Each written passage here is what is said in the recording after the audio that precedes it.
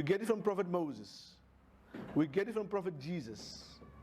And all other messengers of God, this is one message upon which they are all united. So, let's go back to the question.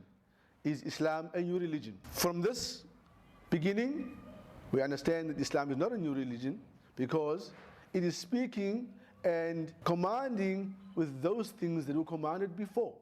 If someone instructs you with someone that someone else had instructed you prior to that instruction, it wouldn't be new because you already heard about this. And so we heard about the message of Prophet Muhammad before he came. Prophet Abraham, peace be upon him, we know him to be the one who had initially started the naming of Muslim. In other words, the one who submits to God Almighty. And this is then the second point of understanding we need to have.